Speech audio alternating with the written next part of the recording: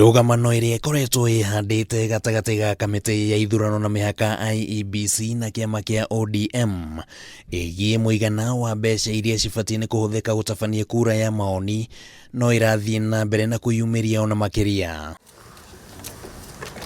Na umuthi Kiama giki gitongoretio ni mwandiki munene Edwin Sifuna githiite na mbere na kuruta mahitia itanya ria IEBC kuhuthira ciringi mbirioni nya mubango-ini uyu.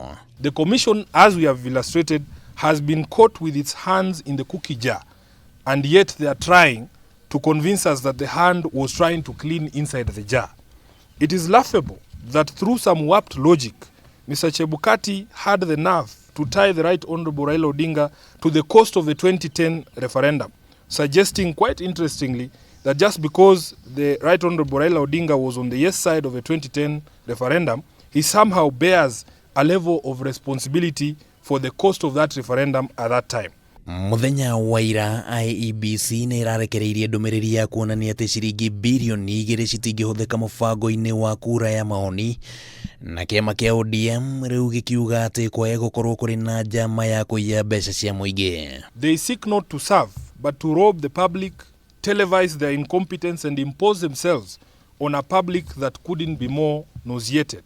Mr. Chebukati and his gang of near-do-wells should now be aware that Honorable Raila Odinga is not prone to making unverified statements, and his figures are backed by science and global case studies. The IEBC has now demonstrated by its latest statement that it has got no capacity to be innovative.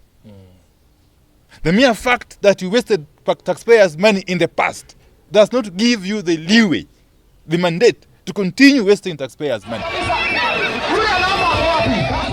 Na guku uteti wa ripoti ya BBI ugithie na mbere na kunyita thinga, nayo IEBC ikionekana kuregana na mendekithia mamegie thiini wa ripoti ino. Uteti wigie IEBC uronekana kuoya muhari wa mbere gatagati-ini ka ateti. Mtu mwingine anatuambia hapo ati referendum itatugharimu shilingi bilioni 2. Mimi nashangaa. Kama referendum ya 2010 ambayo ilikuwa na watu milioni 12 ilitugharimu shilingi bilioni 10, itakuwaje ati referendum hii ya watu milioni 19 ati iweze kutugharimu shilingi bilioni 2? Si ni utapeli? So mtu ya kitendawili awache kutuadaa.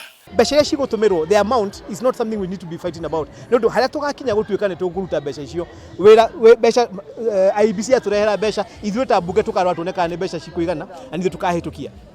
Ruti turakinya hau, turakinya ha gubanga referendum ni yari, no ni njui referendum tugwika. President Uhuru Muigai wa Kenyatta ni erigite gwikira kirore watho wa mogaruruku watho-ini wa IEBC gugitanyo matuko-ini maica ikuhi kwaya gukorwo na mogaruruku thiini wa kamiti ino. Kenyans gave out various reasons why they think IEBC should be disbanded.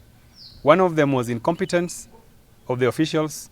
The other one was misuse of public resources. The other one was theft. Handu-ini ya Kameme TV ritwa riakwa ni Kimani Wagojiri.